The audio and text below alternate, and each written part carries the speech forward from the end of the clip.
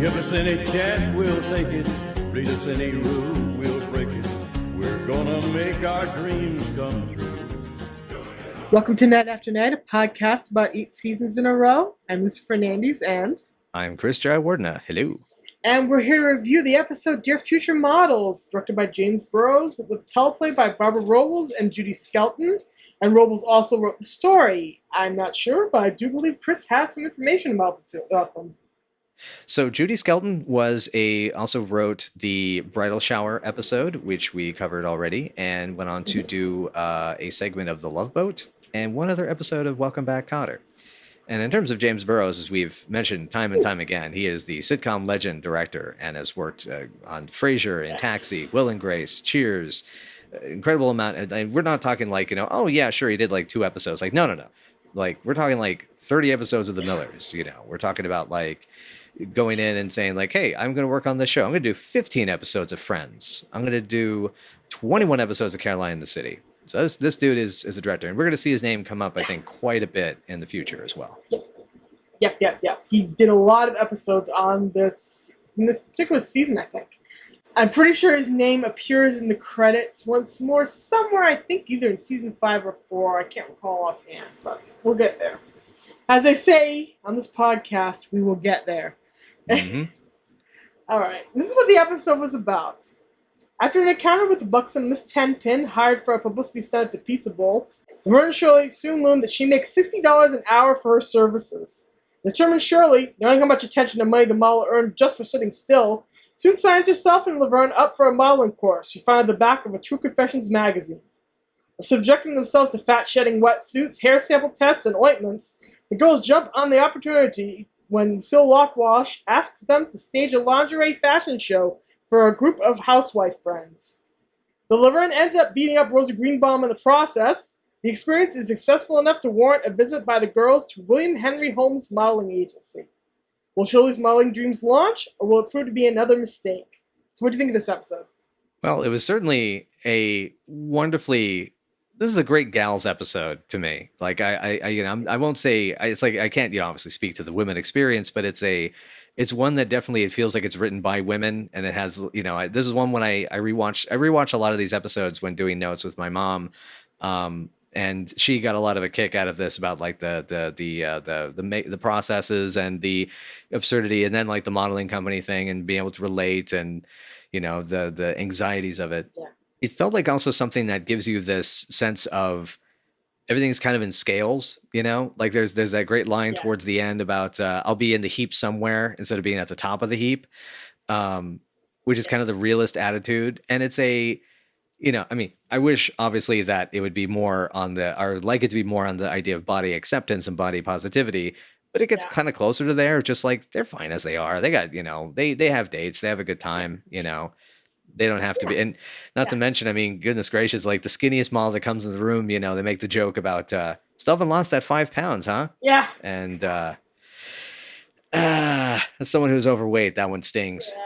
Like, honestly, this is the most body positive episode we get when it comes to dieting nonsense, which will come up every once in a while throughout the show's history.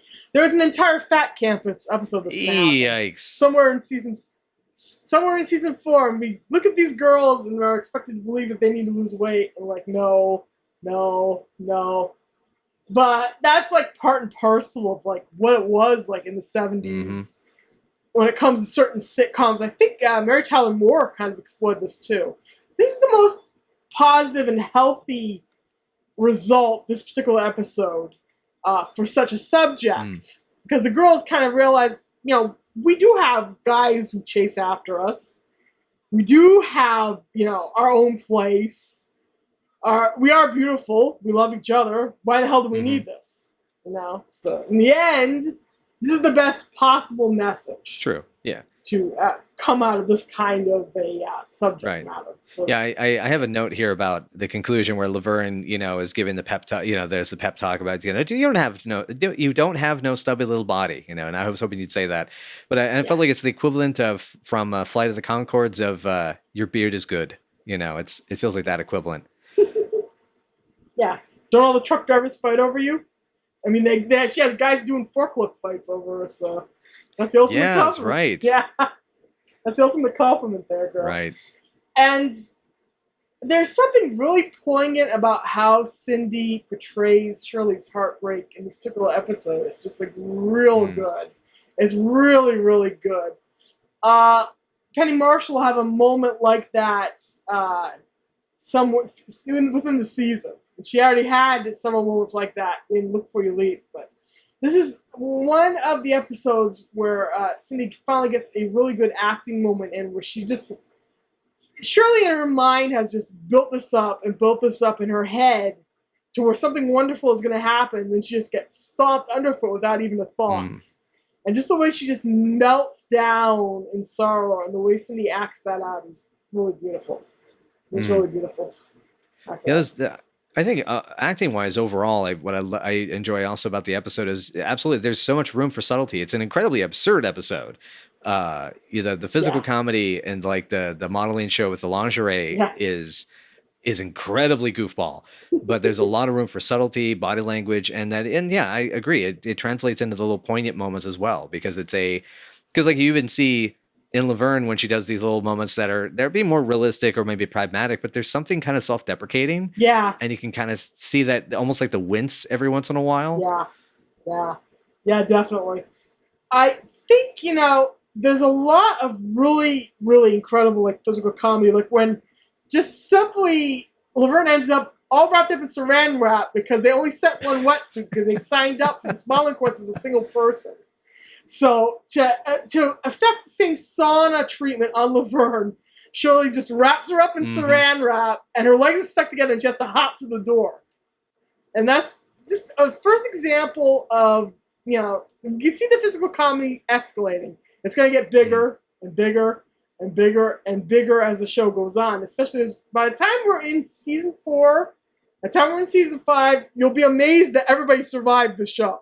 I mean, I was already impressed with the Tarzan bit in this one, Yeah. I mean, that was because if her hands slip off that thing, she's going to be hitting that studio floor at speed. Oh yeah. Well, that actually happened to Penny in season 8. She was filming a stunt on wires in a spacesuit where it was supposed to be affecting zero gravity. She was on wires. And this happened before the studio audience.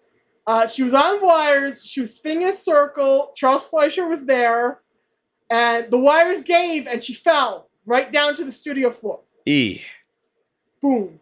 There's a clip of this in the second reunion episode, which happened in 2004. And she was okay. She just was really bruised on one side of her body. And she basically told everybody not to touch her on that side of her body. And the cast kind of went around it. Jeez Louise. But that was probably the worst that anybody probably the worst that she got injured in the show. Michael mentioned that she twisted her ankle at one point and they had to shoot around it for a couple of days. A lot of minor injuries happened where they'll just bruise the heck out of each other. Apparently they kicked each other a lot during the Hula Babies number that's going to come up in season 5 during the dance studio episode. Oh, jeez. Yeah, that's the wages of physical comedy, guys. Oh, yeah. I mean, doing anything physical on set, I mean, there's this kind of belief that, we can do all this without getting hurt. No, you're going to get hurt. It's about severely hurt. Yeah. It's the difference between bruises and not. I mean, when we did, even with stuff being held back, doing a fight scene for my first feature, I mean, I have a clip of this in the behind the scenes where one of the actors, her arm was just bruised up and down, just doing parries, in a hand-to-hand combat scene. So I mean, this is what happens, and and and the dedication that they have to those gags and those bits, and I mean, like here, I mean, with that saran wrap, I would not trust my ankles with that saran wrap gag. I mean, the control and skill that Penny has, with the way that she has to basically like she's practically like moving like you figure like 20% of her shins, her feet, and her ankles, and that's like a little bit of the knee, like that's it. Yeah, exactly. And this is why the girls won an award from the Stuntmen's Union. And they genuinely did, like in the middle of the run of the show. And that was the biggest awards acknowledgement the show ever got. They got a lot of Golden Globes nominations. They got a lot of People's Choice Award nominations. They got 1 Emmy nomination, but that was for costumes.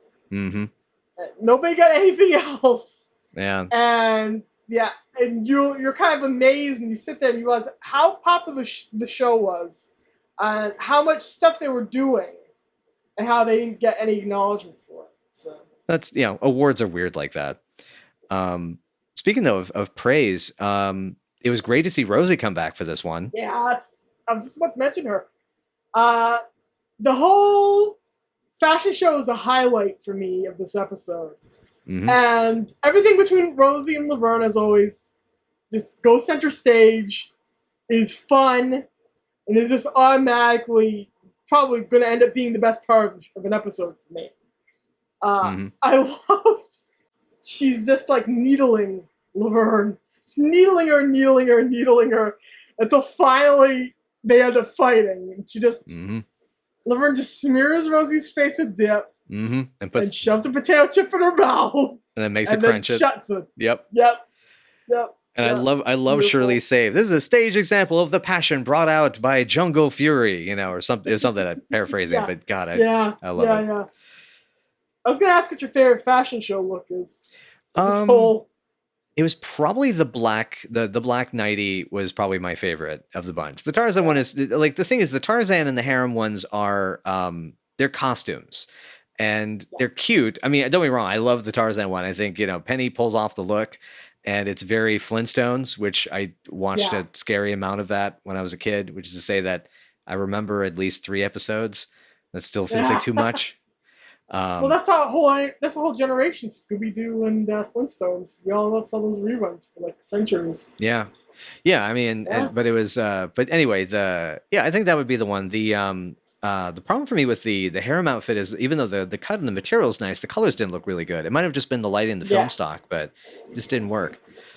Well, it's orange, and she had just recently dyed her hair like a kind of reddish orange. The orange, in particular, just didn't work with the whole outfit. I think it's just the orange didn't work. Maybe.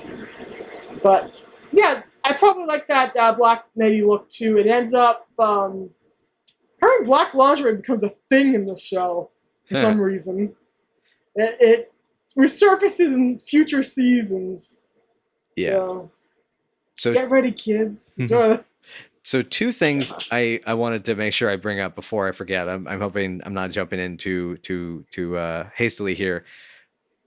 The first thing is Lucille doing this as a favor to them, which Lucille and Carmine continues to grate in a certain way. I mean, I get it. He's got a sugar mama. He's riding that train. He's doing the jig. I mean, my mother, when Lucille was introduced, just immediately goes, "Oh, gigolo," and just and like just completely this. So it's a family thing. All of you hating Carmine. Practically, it's a family thing. But with Lucille, specifically though, I did find it was interesting at the very least. It's like I can't hate her too much because I did see her doing this favor, even though obviously it's a kind of an MLM kind of thing. But we can't go through this scene and not talk about the baby thing. Oh God! I mean, my note is Shirley. What? Because that squeal, the rattle, and then I like how it's like she'll just and then like stop and then walk, turn around, I'm trying to imagine how many copies of that outfit that lingerie company would have even sold. It's just like, what's going on with people? What's going on? What's going on, universe? What's going on out there? Yeah, I mean, I have no idea. Like, listen, I'm not gonna kink shame people out there. You do you. But it's but just the way, like the way that all was constructed, just not just the look, but even just the body language and the sound. Like, I mean, I can't imagine them in rehearsals figuring this out. And it just like Cindy experimenting with something and just like everyone just dying laughing and be like, "Yep, that's it. You got to go with it." Yep. That's how I like to imagine that happened. Yeah.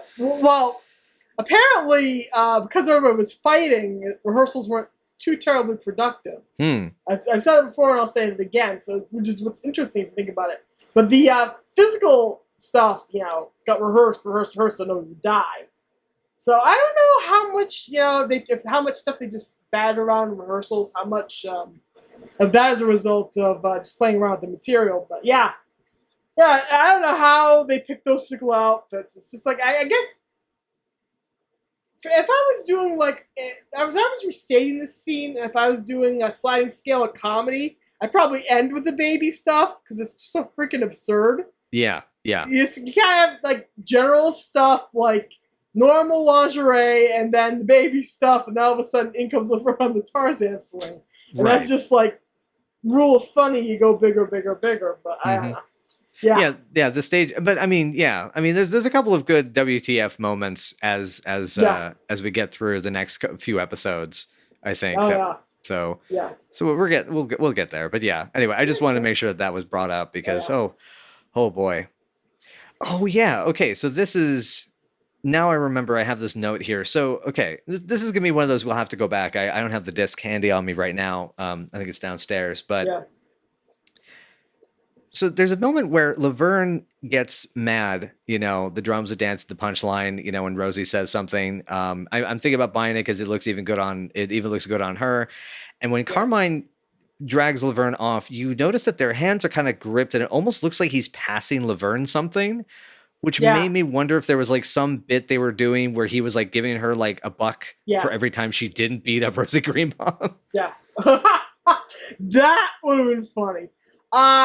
This season is where the syndication edits they use, because they did this with syndication edits, not from the original masters, not from the original complete version of an episode. They did these DVDs from a syndication edit, and it warns you about that on the DVD packages. So it will become more and more obvious as we review these episodes that something got cut out. Like you'll go on Getty Images, and all of a sudden you'll see them in costume going, we never saw that scene. That scene didn't happen in the episode, but it did. It just isn't in the DVD print. It isn't in the syndication print. Oh, jeez. It's incomplete and very annoying in several cases. CBS did this to Happy Days as well, and it's not great. They did the music edits will be annoying sometimes and not annoying, especially because on certain syndicated versions of the show, you'll get complete music rights to them. It's a crapshoot when it comes to the episodes on DVD. It really is, and it's unfortunate.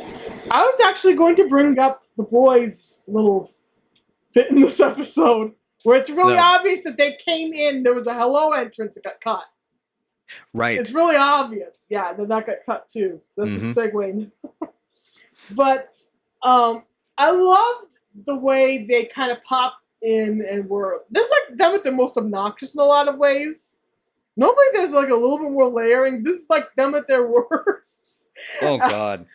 The boys just like sitting there lusting over this girl, and then they actually they actually have a line looped over Lenny saying, "This is how you girls are. Do you really think these modeling courses are gonna make you sexy?"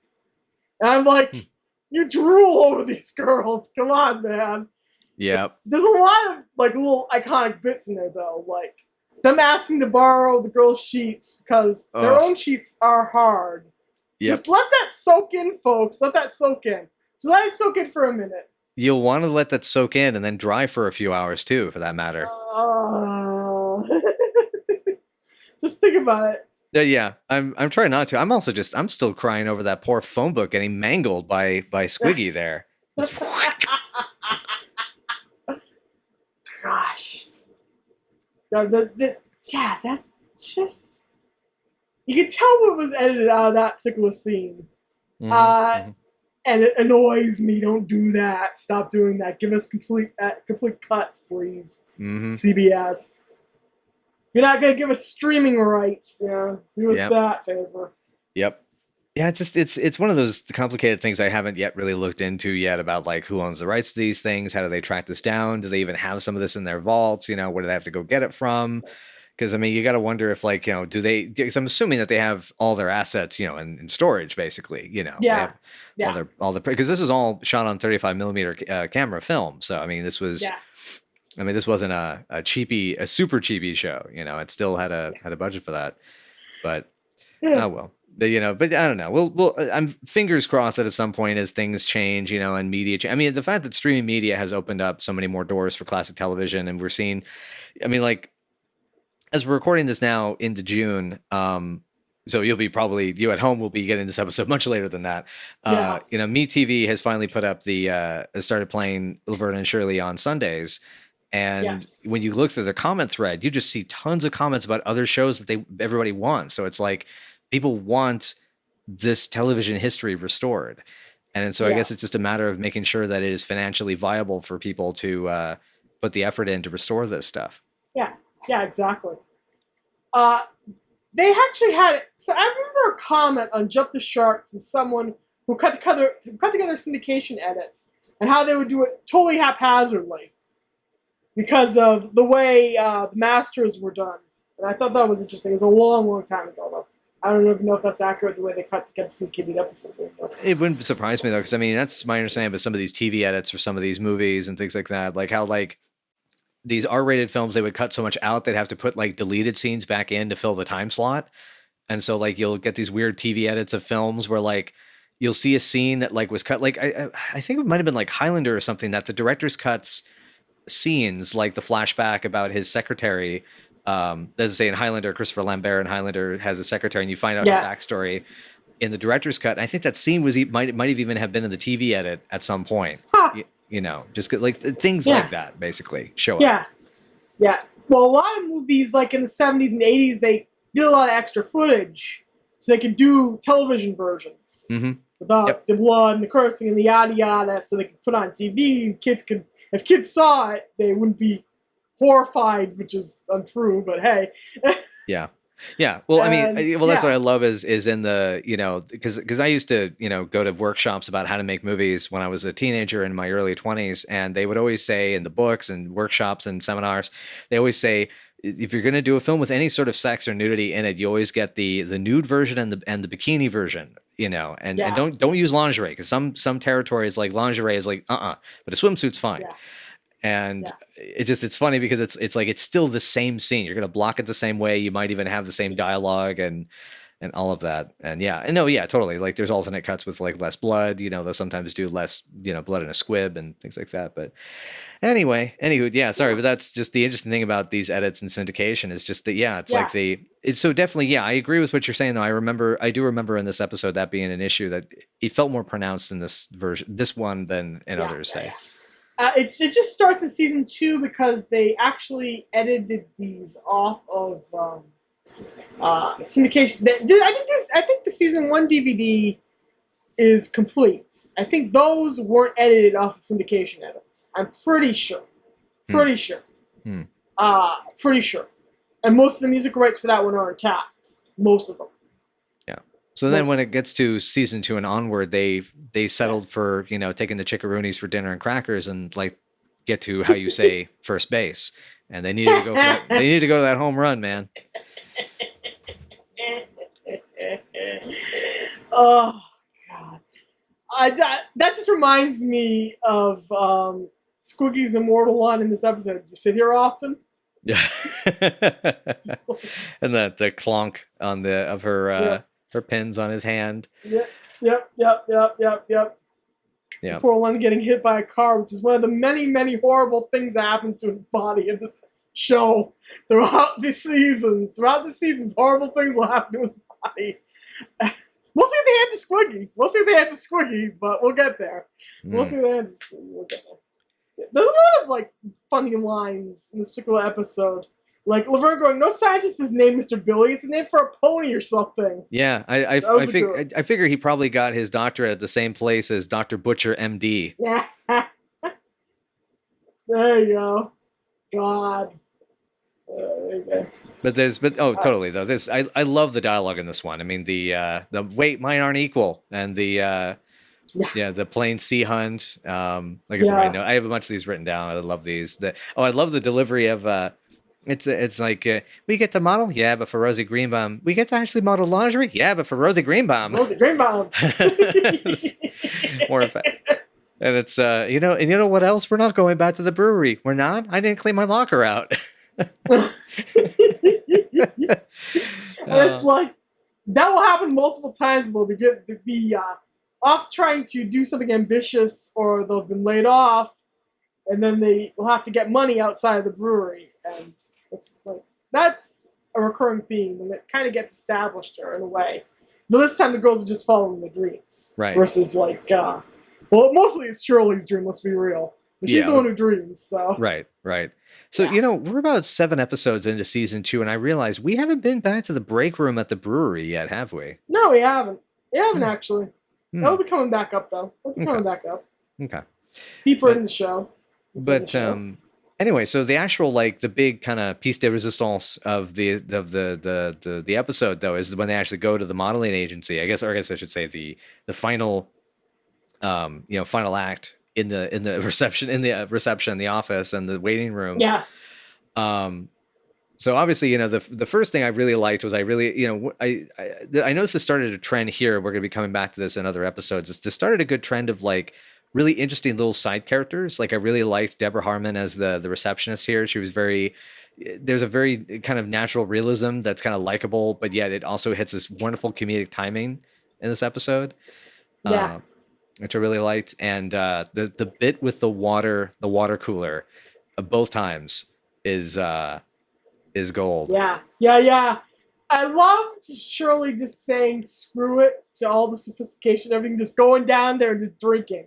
Mm-hmm. Just drinking right out of the fountain, no cups, no nothing, just water down and off you go. And sometimes I love the way they write these girls as just being 100% honest with who they are and being unafraid of it, and just embracing it. And that's one of those little highlights for me.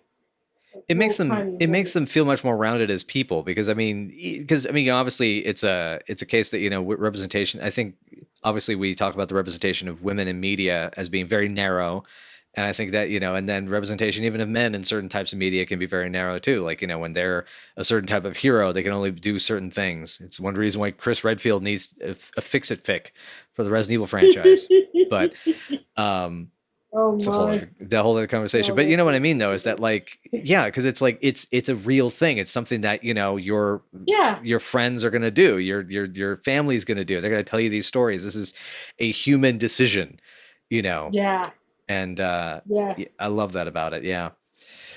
But it's funny. I mean, I still, part of me still keeps coming back to my note though about I was disappointed it didn't turn into the Neon Demon or Mario Bava's Blood and Black Lace, but I will. I'll get over it. Nobody's going to get anything chopped off in the show. We do get a horror episode later in the season though. For some reason, they aired a spooky haunted house themed episode in April. I don't know why, but it happened. Yeah, I thought they would air that around Halloween, but nope. Nope. Yeah. We'll get there. We'll get that us in the next batch. Yep. But yeah, so when it comes to the other models that show up, the kind of physical, the little bits that happened there, the modeling agent himself, what was? I'm kind of curious, what your take was on these aspects. Obviously, you are passionate very much about the lingerie show sequence, just because of the great interaction with Rosie and Laverne. But I guess what was your takeaway? I'm just kind of part of it's just I'm curious more than anything about what'd you think? This is it's if we're going into rankings, this is about a 5 for me. This is right around a 5. Good dialogue. Funny scenes. I could do without the body shaming stuff, There's some really funny iconic stuff though that's in it, and it's not my absolute favorite in the whole run. But that sisterhood is there, and that's important too. But it's not my absolute favorite episode of the season. Gotcha. It's a good episode, but not my favorite. Yeah, I think I fall kind of in the same place. Kind of maybe a 5.5 because I did love I love the tag scene where it turns out they kept 2 of the outfits. They at least kept the harem and the Tarzan outfit at the end. That kind of pumped it up a little bit because it's so goofy and it's a great example of that. Yeah, it's goofy, but it's them and it makes them happy, and that made me smile. And then they get to have something nice that came out of the experience. You know what I mean? Yeah, exactly. Which I think is kind of cool is that they, one of the things I think we've sort of dabbled in this discussion before is that there's a wonderful sense with these experiences kind of matter. you know, as you go through the show. You kind of, maybe not necessarily do you get to see the continuity of the characters per se, but that you still, as you go along, you, the viewer, go along with the journey, that these experiences matter. You remember that you went through that experience with them, and this felt like kind of one of them. They got to do their show, they got to have their fight, they got to have their disappointment, and then have their moment of bonding, the girlhood, the sisterhood between them. So yeah. Ultimately, in the end, if it's about the girls, it's going to be at least a good episode. If it's about the girls and how much they mean to each other and how they would, you know, maim for each other, then it's going to be a good episode. Yeah. So, and that's it for this episode. Cool. All right. Excellent. And so I guess with that all said, I guess we'll be able to. I guess should we have a quick tease about what's coming next? Because I think. Yes. I just looked up which one we have next coming up. It's yeah. Would you like to tell the folks at home? Hector Kestenbaum decides to fix the girls' wagons by putting their numbers on the wall of a men's room. And they have to deal with the consequences of his choice in several negative ways. What do they do to get that number off of that wall? You'll find out in Good Time Girls. Right on. Yep. And excellent. So thanks to you again, everybody, for joining us. And if you would like to know more, then please reach out to us. We're open for comments and questions at nightafternightpod@gmail.com. We also are on the Twitter, Facebook, Tumblr, and we have a Patreon. And it's Night After Night Pod on most services except for Twitter, which is Night Af Night PC on Twitter. So you go ahead and drop us a line, and you know we do watch alongs regularly, and we do other nice, fine, dandy stuff, and you know we got our rewards there on the Patreon. So you know give us a look see. We want to have some incentives. We want to do stuff for the folks. We need your support to get to that point. Anyways, but thanks again for joining us. And am I missing anything on the social media? That covers everything, right? Am I actually getting this? Yeah. I think I'm actually getting the time of this down. My goodness. Excellent. I guess that's all. But in any case, have yourself a good day, everybody. Have fun. Avoid sequins and drink water out of the fountain.